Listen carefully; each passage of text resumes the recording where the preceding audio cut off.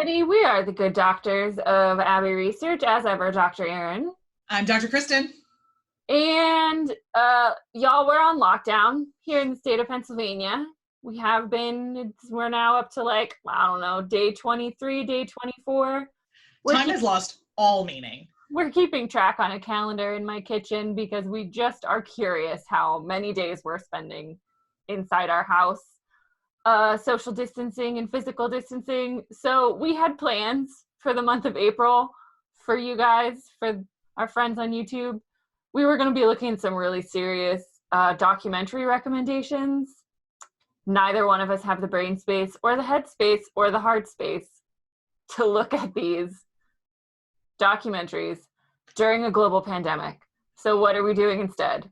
We're going to give you some recommendations for coping. That's what we've got, because that's pretty much all we're capable of talking about with all seriousness right now. Yeah. So for anyone who hasn't joined us before or is watching this, I'm still going to the office every day because I am part of the ownership of an essential business, which is our parent company here at Abbey Research. Abbey Color manufactures dyes and stains for the pharmaceutical and diagnostic industry. So for instance, we are pretty much the only people that make one of the stains that diagnoses cancer. So you can imagine that if we shut down production, things would get dicey. So I've had a very different COVID experience than a lot of other people because I have not stayed home. Yes. And my job has not gotten easier or gone online. And you're like in this weird space in between where like your job has gotten harder. Mm-hmm. But you're still going to work, but you're not having to deal with all the other people. So you're not like a grocery store clerk or a healthcare professional who've had to deal with like all of the craziness. So you're in this like in between where like you're not we're working remotely, but you're also not like hand sanitizing empty grocery store shelves. Correct. Like I'm not in immediate danger the way that so many of our frontline people are. But your circumstances are very, very different to mine, who I work remotely when I'm not in Philadelphia. This office is in my house. And you would think very little has changed for me, although I do find that I am struggling with working remotely in a pandemic, which is an interesting side note to when we do and don't need to maintain routines. Yeah, and that's kind of a little bit of what I wanted to talk about first. So personally, maintaining routine has not been helpful. Yeah. So I wake up every morning and I don't want to get out of bed. Me neither. For at least like, I am not a snooze button person and I have become one. Now, some of this is because traffic no longer exists in the city of Philadelphia. So a 45-minute to an hour commute is currently taking me 20. Yeah. So that's a separate thing. But I wake up overwhelmed. Yeah. And that's before I check my email. And I have high anxiety. This is not a secret. My body carries a lot of my anxiety. So my chronic pain is real bad right now, and my particular solutions and coping mechanisms don't work in social distancing because they involve things like massage and taking a day off, which I can't right now because we need all hands on deck to make sure that everything is okay, and we can still get stuff out the door because there is so many uncertainties from a professional standpoint in every industry and including ours. Yeah. And we get raw materials from all over the world, and that's weird and hard right now, and all that kind of stuff. But all that to say, there's a lot of wisdom in having routines. I think people with children have really been talking about how children need the routines, and so creating like a fake school schedule on your refrigerator is really important, like that kind of thing. If you are somebody who does not like need to have that routine all the time, or would like to have a couple days where you ignore it, we would like to give you permission to do that. Yeah, I mean, I think for me, one of the things, people are trying to be helpful with all of these, like, you know, recommendations. Here's what you do. Here's how you can help manage yourself during a pandemic. Here's how to look after your mental health. All of these kinds of things. And, you know, we're what works for everybody. Yeah, we're a big fan of listicles in current contemporary society, but I feel like a lot of times they converge on shaming, or people can feel guilty because that's not how they're feeling, Yeah. And so I think people are trying to be helpful, and I don't think they're trying to be shaming. No. But I haven't seen enough people say, here's what's helped me, here's what might help you. I've seen a lot of, so this is what you need to do. Get outside and exercise 30 minutes every day. Stand up and walk around as much as you can. Create a routine. Take a shower every day. Put on real clothes. And those like definitive statements are not helpful. Are not suggestions. Yeah. So we're here to tell you, from our perspective, as people who need very, very different things to survive, figure out what it is. And like, if what you need to do on a given day is stare at the wall and try not to cry, it's what you need to do. It doesn't, there are all different forms of productivity during a pandemic, right?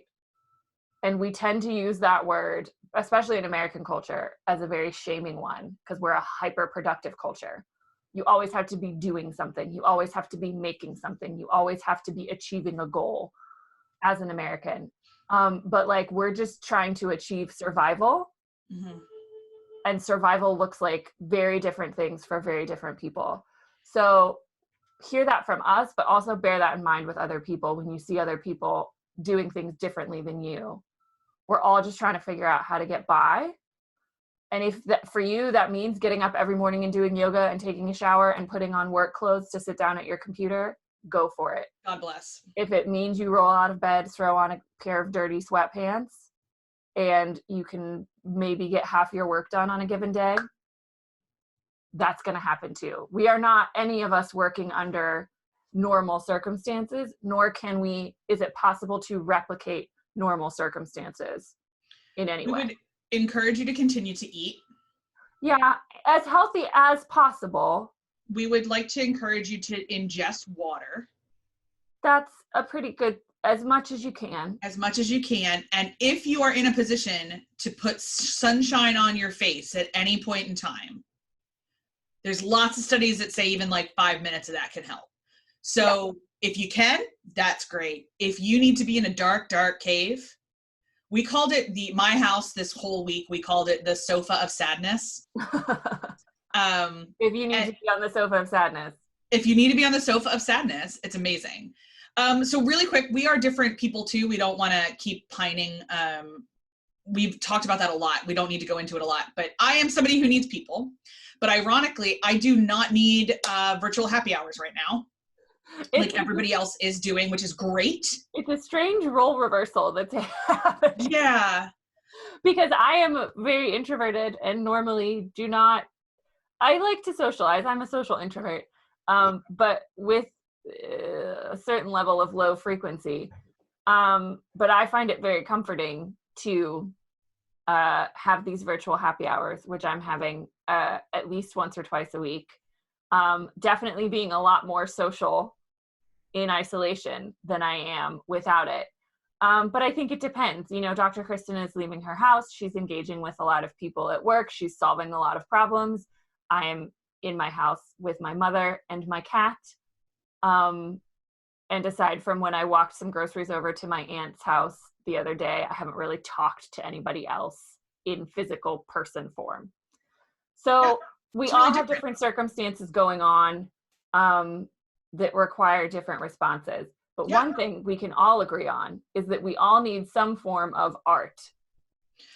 Of creation of some fashion, yes. To get us through. Yep. So that's what we're going to be doing the next 3 weeks. Yep. Of this month. We're going to talk about, next week we're going to talk about music.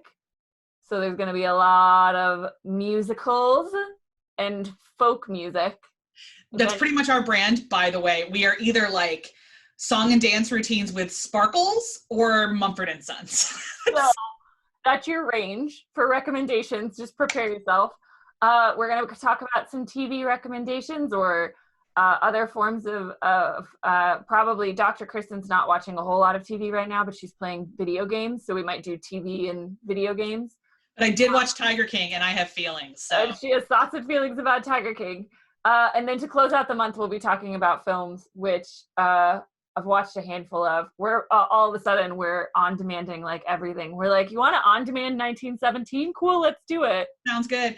I really love. We're going to talk a little bit about how I term emotional mac and cheese, because like mac and cheese is the meal that makes me feel the most safe from my childhood. Yeah. So we're going to be bringing the Disney. We're going to be talking about a little film called Princess Bride. Oh, it's so good. We're going to be talking about how it's completely okay to not do anything new right now. I am rereading for the third time a romance series. It's very. Are you in the Bridgertons, or are you still in hockey? No, I'm rereading the Ravenels, actually. Delightful. We'll be sprinkling books throughout for sure too. Clearly, if you've watched the YouTube channel, you know that we read a lot in our Abby Research Reads series, but we're also voracious fiction consumers in written word and in televisual medium. So we'll be talking about all that. Really briefly, yeah. Behind both of us. We have lots of, we could just pull them off. We could do like weekly book chats. Yes, or I could like flip through my Kindle, because that's how I'm reading a lot right now. Fireside book chats. Fireside book chats with the good doctors. With the good doctors. I could put I'm reading this background if it's a fireplace. I'm reading this Banana Pants one right now that I might talk with you guys about the history of mental illness in the United States. Nice. It's called The Great Pretender by Susanna Callahan. And it is different enough that it distracts me, but it isn't taxing. Yeah. And that's my definition right now. So like what I've been doing while we're talking about what I've been doing. So I have been playing a lot of video games. I love video games. I have loved them for many years. This is one of the ways in which Dr. Erin and I will always cope differently. I love playing games, phone games. I'm playing Best Fiends right now. Like it's literally going to get deleted from my phone. We have an Xbox and a PlayStation. I play desktop games. I love gaming. So I've been playing a lot right now of games that I already know. So like Witcher 3, which I've played many times, Dragon Age, but then some also really kind of games designed for children because they're very colorful, and they also teach you how to play the game as you do them. So lots of Lego games. There's also a wonderful game called Disneyland Adventures on Xbox, where literally your job is to run around the Disneyland park and solve problems for the characters. So I'm being super helpful to Mickey right now. And I can't tell you the joy that brings me, because I don't feel like I'm being helpful to anyone else on the planet. Anyone else. Yeah, and we were talking about this offline over the weekend, but like, you know, it can feel like we all have our own like kind of internal shame cycle about what we are and aren't doing.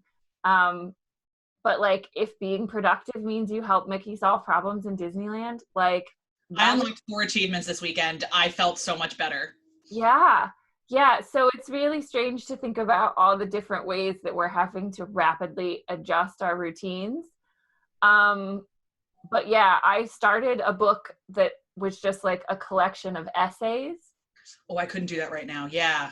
That they were like nonfiction. And I was like, oh, this will be nice. And they're not going to be like depressing. It's just like a day in the life of, here are my musings.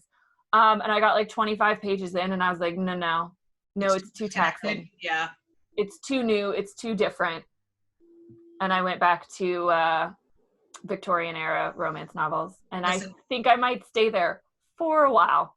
If you are into historical fiction, we would like to recommend Lisa Kleypas. Yes. And Julia Quinn. We would like to recommend them heartily. Big fans of their collection of stories. Big fans. I also, and I have not given any of these to Dr. Erin to read, but I also love Julianne Long, and her newest is out. Dr. Erin stays with me and my husband when she comes out, and currently there's a bookshelf in her room that's just being stacked up for between. You have to like put them in a box and post them to me for like August when we get to see each other again. Yeah, no, I'm gonna post them as soon as I have a box worthy. That's 100% happening. Oh my god, it's so weird. It's strange because like we live across the state from each other, but we still see each other once a month. And I'm looking at things like, I don't like. I'm looking at your chair in my office, and I'm like, she should be coming back soon. I know, but like May, June. Yeah, I heard today that Virginia's talking about social distancing through July. Virginia announced through June 10th. June 10th. Okay. Announced through June 10th. Somebody else is already announced through May 15th. Connecticut? Somebody did May 5th too. So here's the deal. Everything we just said in this video could be null and void next week. Right. Because the other element of this is that survival and coping seems to need to evolve. I've talked to a lot of people who are like, hey, this worked today, but it's not working, or this worked yesterday, it's not working today. Right.